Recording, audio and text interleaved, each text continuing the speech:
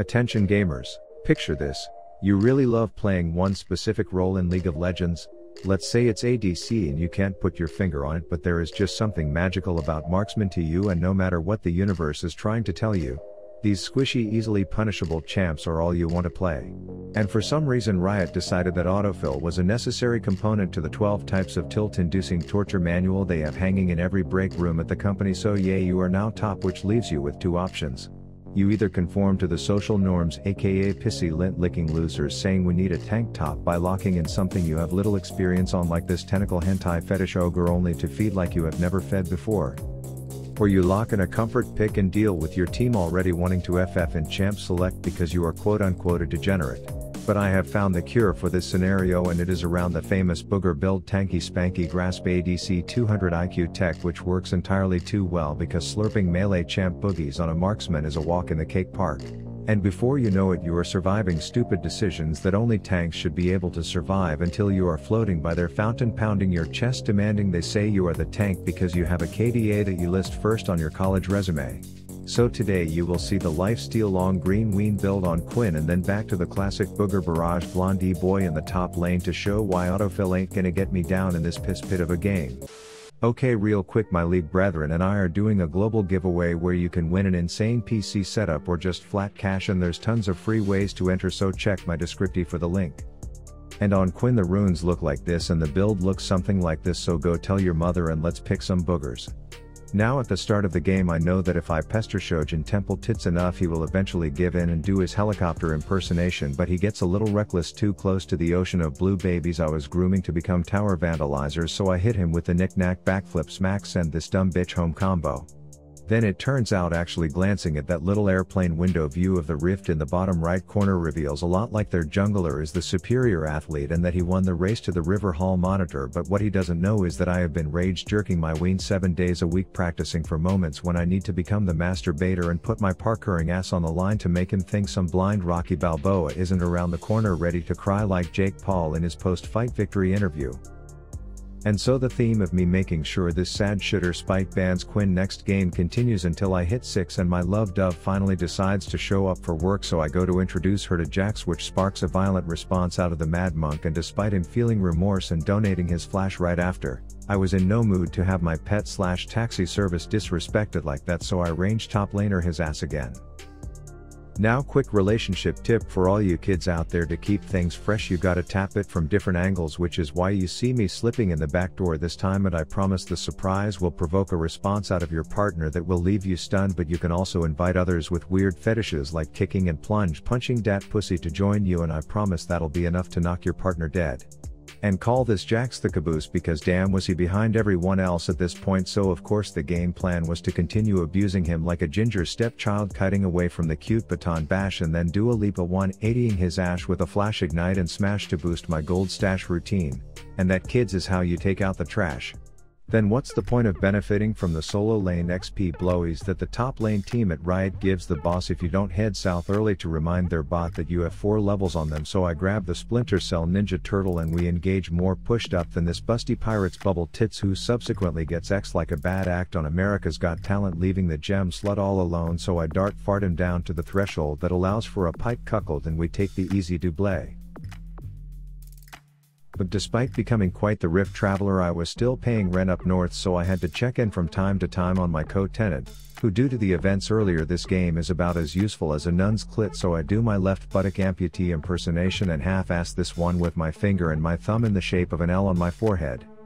That said, my mission to prove that ADCs are better with a continuous consumption of boogers was still in effect, as I informed this chick dressing like the sexy side piece in a James Bond movie that anything she can do I can do better. But then I had to take a direct flight back north because our team's ADC was headed that way, and Jaxes are like pizzas. When they are good they are so damn good, and when they are bad they are still pretty good, so I couldn't risk a 1v1 going down without a douche and his dove saying I, when Rift Alexa called attendance for he who was dominating. Now for some context, our Syndra was born with a rare brain condition where it doesn't exist, so the reset Ronda was getting a lot of recognition from the announcer all game, and normally when there's a fed spin slut on the other team and you are a Mark's non-gender specific being, you know to open your video settings and turn the color off on your screen to save her time. But not with the shield bow booger bloodthirster tech. You can just run over, inform her that spinning will not result in winning here, and then opt to not take any damage from her dumb daggers.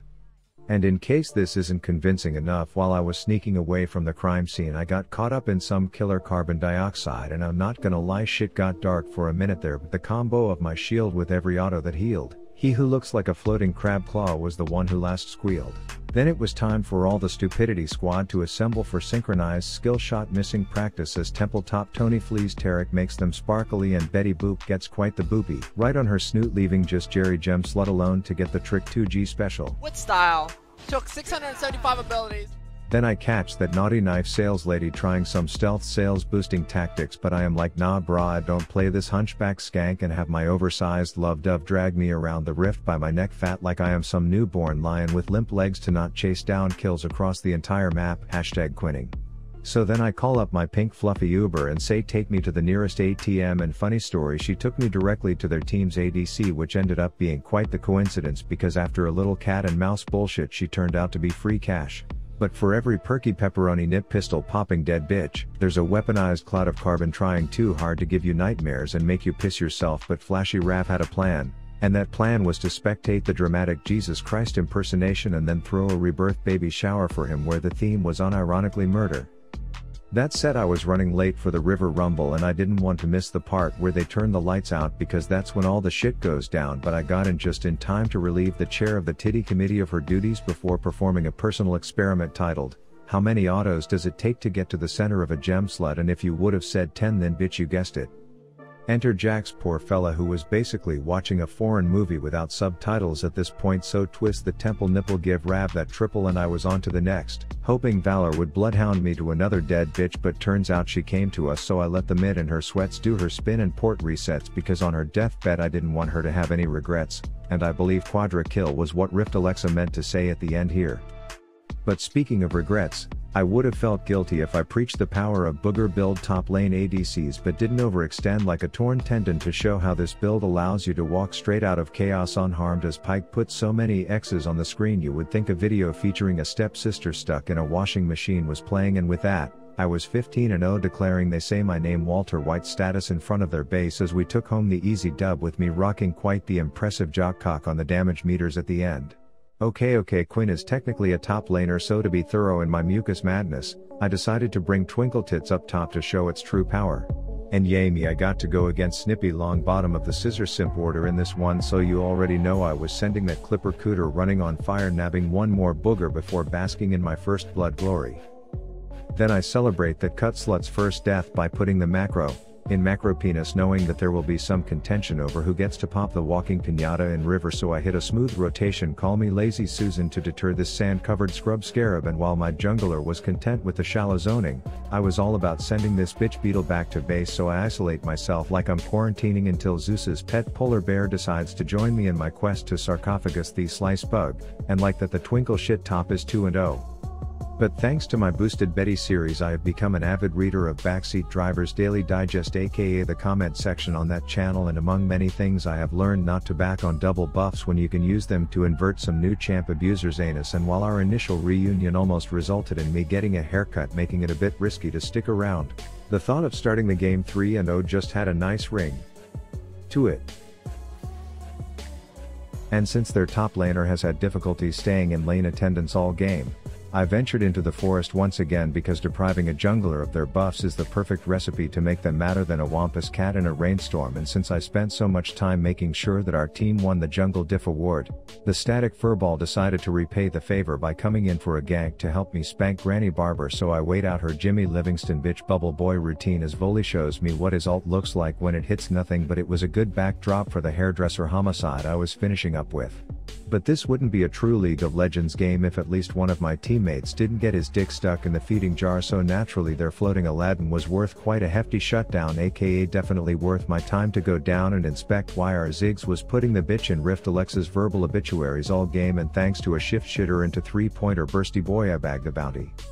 But the furry bomb rat is like, fine, you slay my go-to murderer, I will just find another, so he dies for the umpteenth time, and then I venture over to play a quick game of I don't need to see you to shit in your mouth with a now dead dragonfly.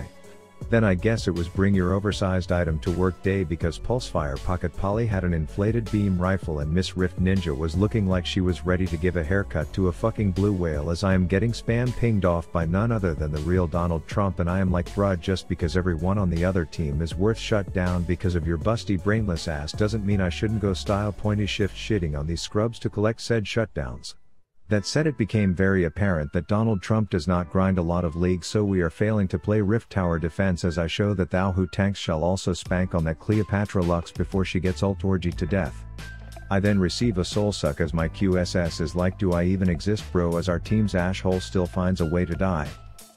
But a minute later I let my banging internet GF know that I don't appreciate the outfit change, then my team sees we have a numbers advantage and opts for a smart slow siege. Psych Volley is like, let me turn my monitor off and run a fucking touchdown, so needless to say he gets suppressed, undressed and laid to eternal rest as Invisible Kha'Zix decides to emulate Pac-Man with some Minesweeper into I'm a stealthy dead bitch action. But our Ash is like tripping over black cats while walking under ladders after breaking mirrors on Friday the 13th with that Kate ult. Small pause for a quick LMFAO in the chat, and then it's of no surprise that was the last straw for that piece of shit weak mental feeding maniac.